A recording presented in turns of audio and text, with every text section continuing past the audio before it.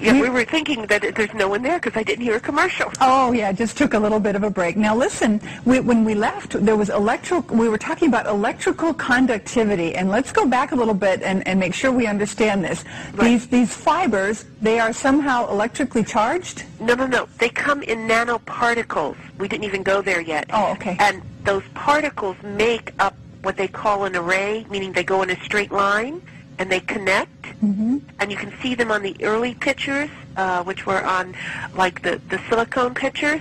And they connect and make a fiber. Okay, I don't think we have a picture of that, but I'll try with the one here. Okay, but I'll review that. Yeah. Okay, what I was saying earlier in reference to transitional metals and the conductivity. Transitional metals are metals that make up charges, being iron, sulfur, etc., and phosphorus. But in these patients, they had high metals that were transitional, and what happens is there is a particle, which is called a nanoparticle, which connects together to make a nanoarray in some shape, usually in a straight line, and that makes into the fiber. And that was shown in earlier pictures that Dr. Carjou took, where you could see there was an association between the particles connecting together. Okay. Doctor, this may be a ridiculous question, but the chemical analysis of these fibers, is it earthly or is it extraterrestrial? No, what I found was earthly, meaning when these nanoparticles come into the body, and they could become as smart dust or straight particles, what happens is it has some kind of nanoparticle which is called a nano assembler, meaning it uses body materials to make its network of fibers. Okay. And I compared it to, we had a sample of a meteorite, which was supposed to be from Mars, I believe, and that meteorite did not match the composition of what the fibers were. It was like someone who had Morgellons touched the meteorite and gave Morgellons to the meteorite, and the fiber, the nanoarrays used the building materials of what it was associated with, which was on that meteorite. So it's kind of like a parasite then. Well, it would be, if you want to call it a man-made parasite, but it has, we sent early samples and photographs to the Secretary and President of the American Society of Parasitology, and the Secretary wrote us back and said that, 1, it is not a parasite, 2, it is not eukaryotic cells, 3, it's not biological, and 4, it is man-made. And what's the truth? So it is man-made, but it's not a parasite. If you look at the results that were received from MIT and Lambda Labs, if you can imagine, I live in the Los Angeles area where there's a very famous Korean drink which is made out of boba, which is tapioca pudding, little round tapioca balls. Anyway, they have very large straws. If you put that straw with another straw inside of it, you have the 2-part polyester resin, and just put a silicone head, which is like a Tootsie Pop, on the head of it, and that's what you have. All of those fibers that were identified, which we called fibers, which when we did a scanning electron microscope and Raman test, which was micro Raman, which we tested between 1 and 20 nanometers, it showed that it was a 2-part polyester. All right. So that has to be created by man somehow. Well, it has to be because it all had uniform shape. Right. And it had uniform array, uniform pattern. Another thing that is new information, Dr. Carjou, who had a patient recently that was exposed to it and had like a fiber or something going on their cheek and then had it isolated. He isolated like a string, if you can imagine a straw, with pellets inside of it, which was polyester crystals, which are very much like liquid polyester crystals, that confirms the polyester that we found. But the thing is, doctor, that these fibers are attaching themselves and then growing in human skin. What about the number? Let me go. They're growing in human skin, meaning they're coming out of the skin. I personally, from interviewing numerous people and also observing it, they have to make a crystal of silica or any of the other crystals go to a silicone or a gelatinous mass. It has to have a pH of 10 and 11, and a pH, the only two organs that have that is the intestinal tract and the kidneys. So that means that this material has to go inside the body and grow outward. Oh, man, that is really sci-fi. So what we're seeing on the outside, these individuals that have this, it is literally ripping through their skin and tissue, and that's what they feel. And if you put a piece of steel wool or just a little wood sliver or a sand spur in your skin, that bothers you until you get it out. So if you have this all under your skin, little granules, it's very annoying. Doctor, is that why many Morgellons victims report that they feel like there's little microscopic bugs crawling under their skin? One lady, Vera Gallagher in California, actually took a knife and tried to cut her skin open to remove what she thought were bugs under her skin. Right. I don't know that individual, but that would explain why many people do have this effect, because this material, this nanomaterial, has an affinity for, once it comes out of those organ systems that have the high pH, which is alkaline, so it can make the gel, it goes to the peripheral nervous system, which is just underneath the skin. So it's on the baby nerves, so you're going to feel everything. Oh, those poor people. So now the other thing is, these people, they have these real symptoms. They are scratching. Their skin looks... They're real symptoms. Let me interrupt you, Kate. Meaning, we have a questionnaire that Dr. Spencer and I use. There's 167 symptoms.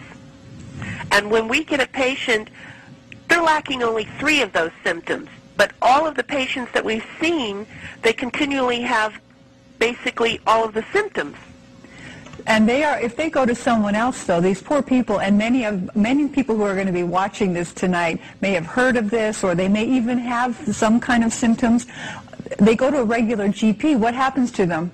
Well, a lot of them get misdiagnosed. A lot of them get thought of that it's all in their mind. Right.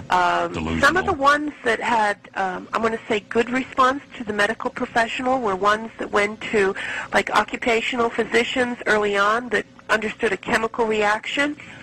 And the other thing is that a lot of them are getting treated, for parasites when they don't have parasites. And sometimes these medications work with the individual, or appear to be working, is because these medications are made up of high metals with charges, valence charges, that interact with those transitional metals. Oh, so it stops the process. It appears like it's gone or appears like it's working, but it still comes back because no one has stopped the, as I call it, the assembler, wherever it's set up camp and making this continually happen. When you say assembler, that sounds like a robot or something. It's a good place to take a break. The correct term in the literature is called nanorobots. Perfect. We're going to leave that as we go into a commercial break, and when we come back, we'll ask you to explain that to our viewers. Hang on, everybody. Dr. Hildy will be right back. Okay, before we get back to the nanorobot question, our assistant producer asked, have there ever been any cases that you're aware of where infants would have been born with this? Say their mother had it or something. Have you ever dealt with... I have not worked directly with any, but I do know that there has been some babies born with it. And this was told to me by Shoshana Allison, who's been my immediate person to collect all the information. Yes. Shame. Can you imagine being a little baby and dealing with this? Wait, you've got something on your cheek here. Oh, stop it. Now, tell us about these nanorobots. Well, nanorobots are either they can be, in this case, more like chemical made materials which have a specific function. This is very similar to what we've experienced in everyday life as memory foam in our beds. It always goes back into a certain position. With nanorobots, they go into a certain area. They're programmed to go in there, made to go into there, and only do one function or multiple functions. And in this case, make a network that is very similar to a fiber optic network. So within the body. Okay, fiber optics, and you earlier said something about silicone. Now, has there ever been any relationship? I'm sure people would wonder, okay, if somebody had, like, say, silicone breast implants, could that have any bearing on this? Yes, this could, because it could be a media to grow in. But the individuals that we have tested that had the silicone and the silica crystals, they did not have any breast implants. They did not have any type of prosthetic or anything that could be related to silicone or silica. So it's got to have come then from the environment. Now, we know of one case for sure where the chemtrail fibers were found, and you could maybe put it together. There was in 2 cases. Anna and also Lily. And yes. Lily, okay. But there are chemtrails everywhere all the time. Correct, and they could have other chemicals in it. But one key that what I'm calling the smart dust, where smart dust is a very, very small particle at nano size that has a specific function. This looks like, if you look at certain times of the day and you see dust, but it's not dust, it's like an iridescent glitter. Very specifically different than regular household dust. Yeah. And this would be in areas where we have seen that. You know, Doctor, I got one of those 10 million watt spotlights. You go out at night and point it up to the sky, and you can't believe what's floating in the air. I mean, it's really disgusting. Right, and if you're seeing this iridescence, which looks like just like glitter, that is engineered dust or smart dust type material versus regular household dust, or that does not reflect back. So here comes the conspiracy theory. If Morgellons is related to chemtrails and it's coming out of the spray from airplanes, is there some grand plan to get this stuff into human beings?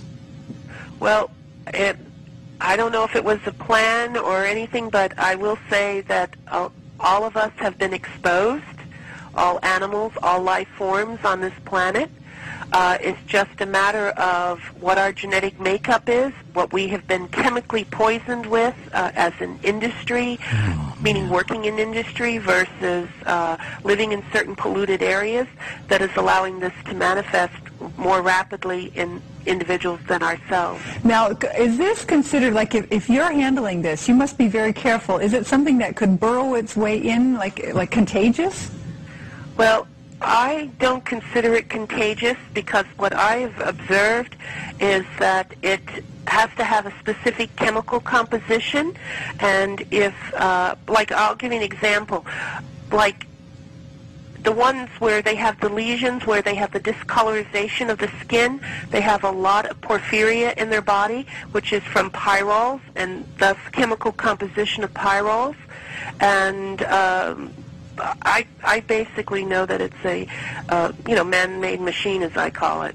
So it's not going to be likely passed from person to person. They're going to have to get it from the thing environment. is, and why people can, I'm going to call it, be exposed and get it from other individuals, is that those same people may be exposed to the same chemicals that this other person has been exposed to. Got you. Yeah, that allows it to be a growth media for these assemblers or whatever is going on. Gotcha. I don't care if it's contagious. I mean, we have a picture there, I think it's number 7, of if my own mother had that on her lip, I ain't getting anywhere near her. I'm sorry. Well, Yeah, it's very hard.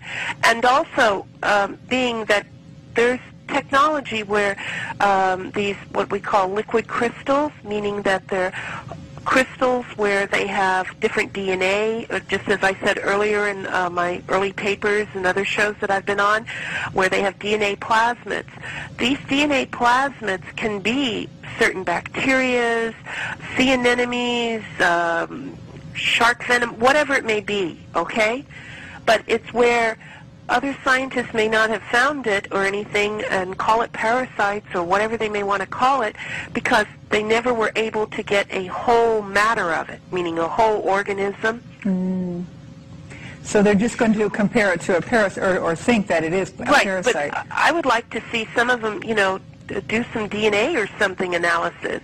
Sure. Now, what's the CDC? We did, but we only got chemicals. Right, right. What does the CDC do, or are they doing anything about this? I honestly don't know. I know in the very beginning, which was way back in September, October of 2006, they were going to do a study in California.